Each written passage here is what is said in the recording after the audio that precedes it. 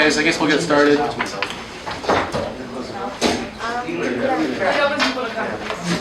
Okay, so it's my pleasure to be here today to talk to you about nutrition, specifically for you guys, so you should pay attention. My name is Dr. Davidson. I actually specialize in nutrition, to help people basically, and nutrition for kids is an area of specialty and expertise. So I hope give you some practical tips and so you can basically eat more healthy, so you can lead a healthier life. And if you have any goals, I don't know if you guys are into physical fitness, or if you want to get better at, say, basketball, or get more muscles, this will help you do that. It'll help you be more in better shape and avoid being overweight. Okay, so with that, let's get into it. So, as a brief disclaimer, you guys can read that on your own. And so the learning objectives for today is to gain an appreciation of how food influences the health of children and adults, of course. Gain an understanding of basic principles in good nutrition, and then the ability to apply those principles in everyday routine for yourself and your kids. And then also to become aware of simple preventive techniques that are of little cost that you can utilize to improve your health and that of your children. You guys don't have any children, so this is specifically for you.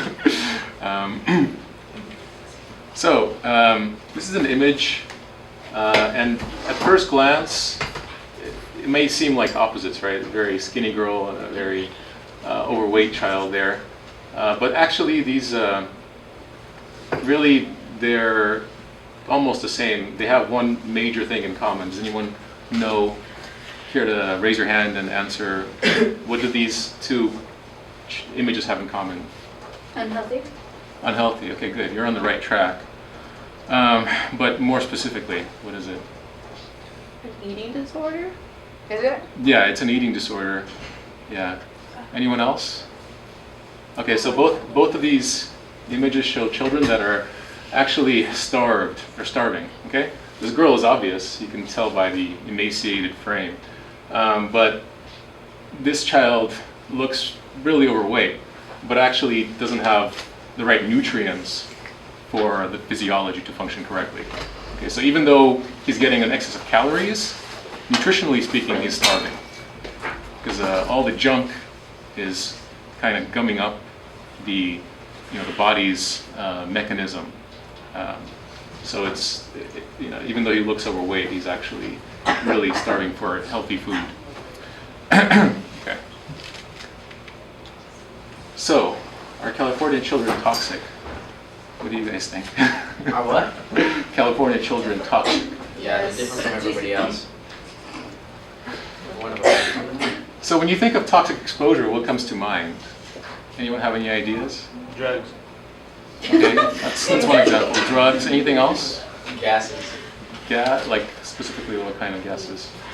Like from factories and cars. Okay, yeah, so industrial gas, like pollutants, basically. That's what a lot of people think about, is industrial pollutants, exposure from working in various, commercial industries. But actually, the main route of exposure to heavy metals, pollutants that come from these various industries, and pesticides is actually food. It's not being exposed to like gasoline or some kind of environmental incidental exposure. It's actually the food you eat every day. How would it get put into the food? So it gets into the food because basically, well, if you're talking about animals, animals are fed food that has been already contaminated with all these things. And they're fed, basically the animals are fed each other. So chickens are fed, pigs and so on. So it's like all this stuff builds up in their system, okay? And then it accumulates. Okay, so I'm going to come to that later in my next topic. So there was a study basically of diets of California children, 2 to 7, and they were analyzed for the carcinogenic effects of the foods they typically eat. Okay? And what they found was, well, we'll get to that in a sec, but first I want to point out that children are the most, you guys are the most vulnerable to these kinds of contaminants in food. Does anyone care to guess why that is? We're more likely to eat anything without thinking twice about it. Well, why children is okay. That's a good point, but why? There's another reason basically. Does anyone? We don't worry about what we eat. Yeah, that's kind of what he said. That children are gonna put anything in their mouth. Any other guesses? Okay. So basically, the reason basically is because you guys are still growing, right? So your bodies are developing. That means that the same pollutant is likely to cause more damage, okay? Because while the body's still growing, it's more vulnerable, okay? And the second reason is because you guys actually eat more food per unit of body weight than adults. So, you get more exposure to the same kinds of toxins. And this is just some of the diseases that these contaminants have been associated with, just to name a few: autism, birth defects, etc. So they're very serious. So these persistent pollutants, and I mentioned some of them here, they tend to accumulate up the food chain. Okay. Basically, what that means is that you have at the bottom of the food chain things like plants and algae and certain microorganisms, and then little tiny animals eat those, and then bigger animals eat those animals. And the farther you go up the food chain, each time there's an increase of these toxins because they accumulate in the body, they're hard to get rid of. And each time a bigger animal eats a smaller animal, you get increased concentration of the same pollutants. Okay, so that's why the idea is to eat from the bottom of the food chain, in other words, a plant-based diet, so you get, no exposure, or very, almost no exposure to these contaminants. So basically, a diet high in fish and animal products results in much greater exposure to these toxins than a plant-based diet. So in the study, they found that the sample of kids were not eating the healthy diet from the bottom of the food chain, the plants, and unfortunately, the cancer benchmarks were exceeded by all the children for a number of these pollutants. And they exceeded the safety margin by a greater amount than adults. And so a lot of these compounds are suspected endocrine disruptors, meaning they can interfere with normal growth and development. Okay, for you guys. So in some cases, the cancer risk ratios were exceeded by over 100 times. Okay, for some of these pollutants. So. So which foods do you think were the most contaminated? Any guesses? Meat. Meat, okay. Yeah, I won't keep you guessing. For preschoolers, the number one food source of arsenic was poultry, and it was tuna for their parents. Number one source of lead was dairy. Number one source of mercury was seafood. And number one source of the banned pesticides and dioxins was also dairy. So actually, does anyone kind of understand what arsenic, what mercury is, what lead? Have you guys heard about this before? Yeah. What are all these things? Toxins. Mostly can come from metals and stuff.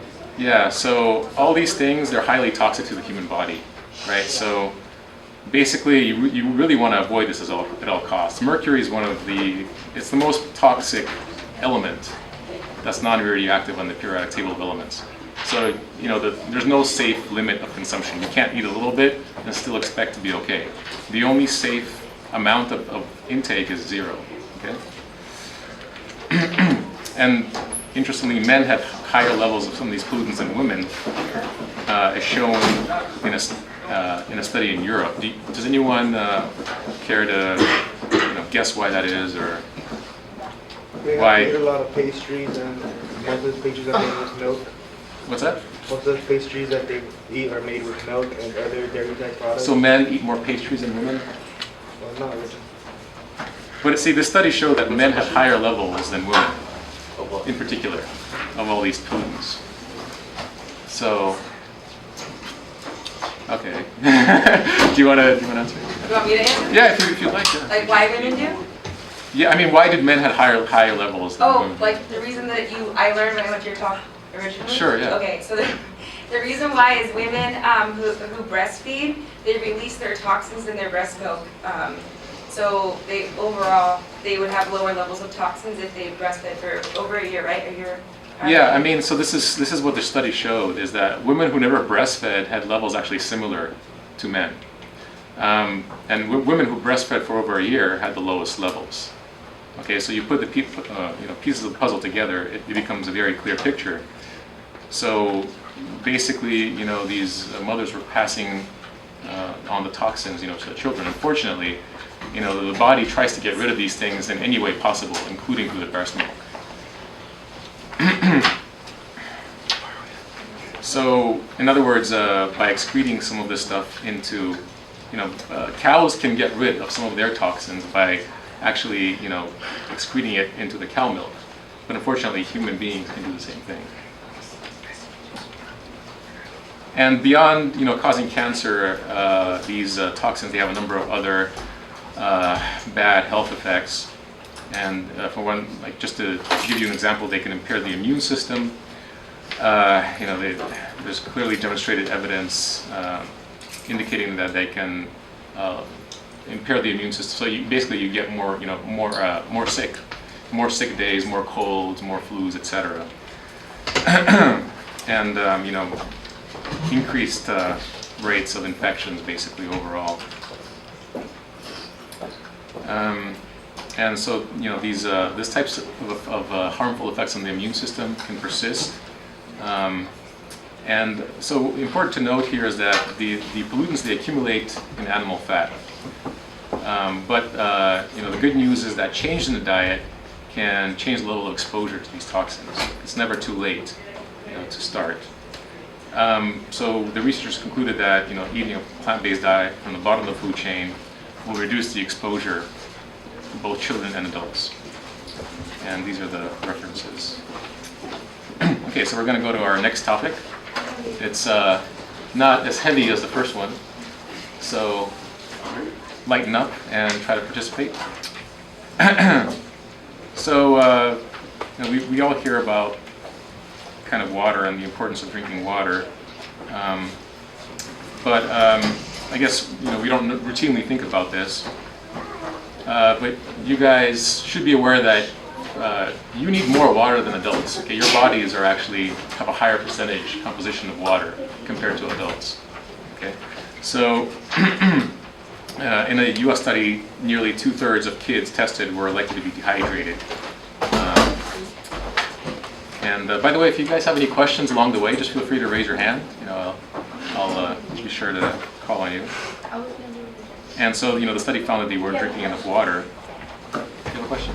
When you think about it, change color. Change color? Why is it yellow, you mean? Yeah, and then sometimes why is it clear? Yeah, it's clear. So you don't want your urine to be yellow. That's a sign that you're, or especially dark yellow. That's a sign that you're dehydrated.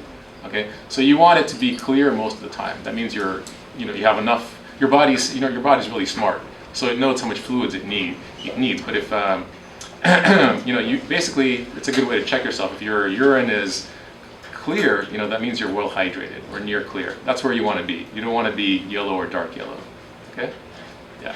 Can chemicals you take with food consumption, can they cause you to get unknown masses or tumors in your body? Yeah, of course. That's what I was talking about earlier. Is the cancer-causing effects of all these toxins.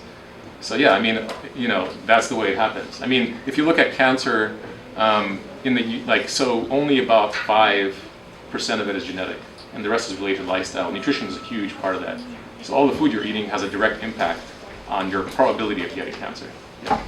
So, so basically, in this study, they weren't drinking enough water, and so the study showed that about 3/4 of children didn't drink water from the time when they woke up to when they go to school.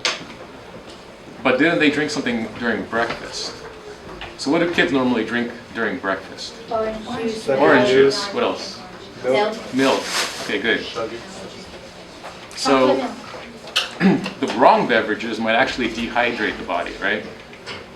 cells can actually become dehydrated. They can shrink from all the sugar and like amino acids, sodium, other things that are found in juice and milk. Now you can, if you don't want to just drink water, you can do green tea. That's a very healthy type of drink. And the study showed that even mild dehydration can impair your performance on tests. So if you guys want to get good grades, you want to do well on tests, it's something to think about. Just drinking water, when you wake up, will actually improve your performance on your test at school. Studies show that giving the children water actually improved their performance on school tests. These are the references. Any questions before we go on? How much water are you supposed to drink on a daily basis?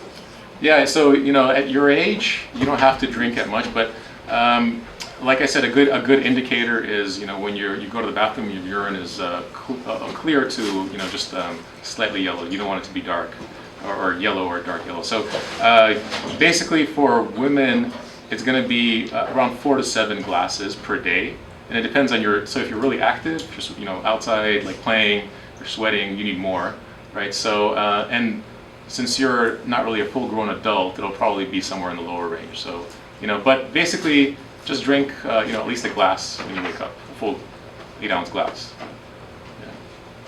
I have a question. Yeah. Is it bad to drink too much water? Like if you pee about like 2 days? Okay, so unless you're really sick, you're not going to be able to drink way too much water. You're just going to pee it out. So unless you just like force yourself and drink like gallons every day, it's going to be totally fine. So you're better off erring on the side of more water than less. Okay. So this section is going to be on chemical food additives and how they affect your cognition, your nervous system, the way you think. Okay. So there was a study. 5,000 10th graders were tested, and they found that drinking soda was correlated with hyperactivity and inattention. Right. So inability to concentrate on tests, on learning. But it really doesn't come as any surprise. There's all kinds of chemicals in there that make it hard to focus. So the thing is, the regulatory agency, you guys ever heard of the FDA? Mm-hmm. Yeah? What does the FDA do? What does it stand for? Close. Food and Drug Administration, okay? So they're supposed to be in charge of protecting the public health. But they don't, and often, I'll tell you in secret, they don't do a very good job of this. Because, what they should be doing, based on the science, is not what they're actually doing. And that's because of a lot of money is behind these kinds of regulations. So according to the FDA, without color additives, colas wouldn't be brown, margarine wouldn't be yellow, ice cream wouldn't be green. Can you guys imagine how horrible that would be? Yeah. Right. Compared to 50 years ago, we are currently consuming 5 times more food dyes in our daily diet, and also a lot more processed food. So in the US, there's 15 million pounds. Various food colors are eaten every day from foods, drugs, and cosmetics. So this is a picture of Kraft mac and cheese. Anyone ever tried that before? Yeah? Okay. So I circled one of the ingredients. One of the many chemical additives here is yellow number 5. So yellow number 5 actually has a chemical name. So I was a biochem major, and I'm not going to even try to pronounce that. So if you guys knew that's what yellow number 5 is, and that's just one of the many chemical ingredients on here, would you still eat it? Yeah? What do you guys think? Probably. Would it sound as harmless to you? Would you be as likely to buy it? So there was a study and a very prestigious medical journal, and basically it demonstrated that consuming these artificial colors, they increase inattentiveness, inability to focus, they worsen concentration for children. So what did our regulatory bodies like the FDA do in response to this evidence? The British government mandated that food manufacturers actually remove you